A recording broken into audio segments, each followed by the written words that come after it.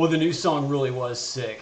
And you know, I knew that I was only going to have that one chance to listen to it, so I really wanted to just dial right in. And it is an amazing song. I think they caught lightning in a bottle with Knives and Pins, and they did it again with Perfect Weapon, and they have done it yet again with this new song. It's called I Die For You, and I think it's another one that really is just that good. I mean, it captures, you know, everything that they're all about.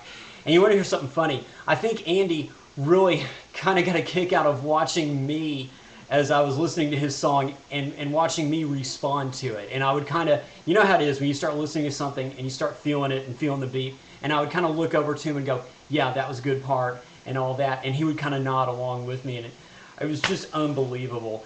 By now, everybody's seen the clip, and I cannot say enough good things about how wonderful and how amazing Andy really was to be there right there in person. He was very generous with his time with me, but what you don't know is that he really was exceptionally generous with me even after that clip.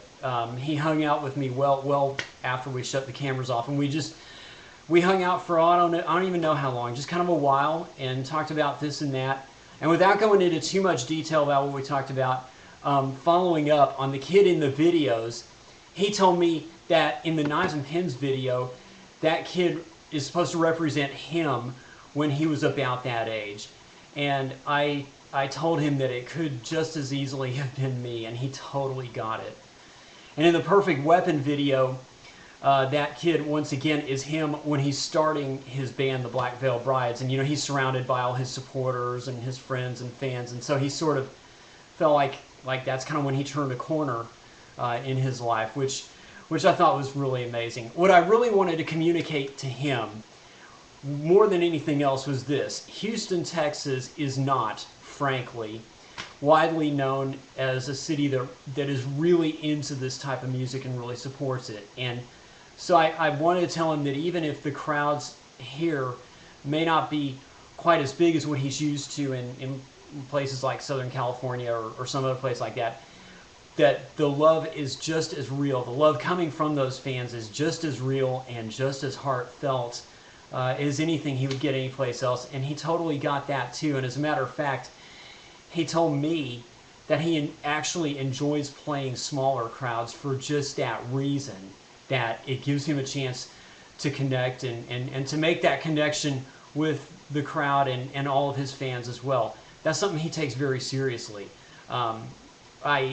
I wasn't exactly sure whether or not I should go into the subject of Sandra and her departure, but I figured, well, what the heck. And he was cool about that. And again, without going into too much detail, it's all good.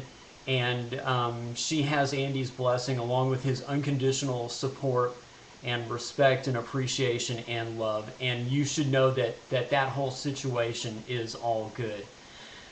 And then the other thing that we talked about is some of the artists that inspired him as he's starting the Black Veil Brides. Andy really looks up to Motley Crue. That surprised me not at all. But to hear him talk about the connection and the way he looks up to them and some of the things that they have done for him and what they meant to him, it was really interesting. You know, listening to somebody who is now widely recognized for being a rock icon, to listen to them talk about somebody that they admire and look up to, it was just amazing.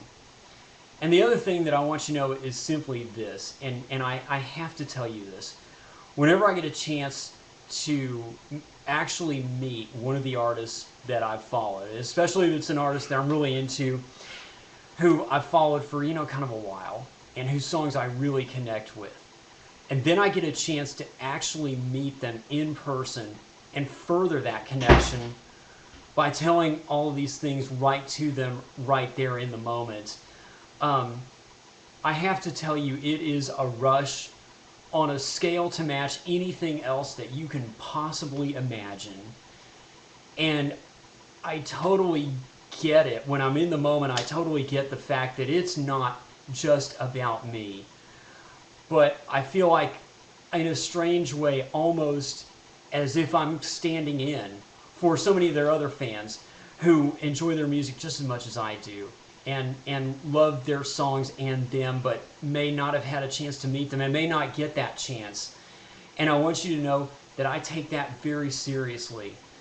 And the other night when I had a chance to meet Andy, I could almost feel so many of you, almost as if you were right there with me, kind of backing me up or something. And I do draw from that energy. And I mean, I know that probably sounds a little weird and off and out there, but what the hell, there it is. So once again, to Andy Six, I can't thank you enough. It really was amazing to hang out with you. Your band rocks, and I cannot wait for your new CD, and your show crushed it that night. And everybody else, I want to thank you for watching. I look forward to seeing everybody once again very, very soon. Until next time, Steve out. Rock on.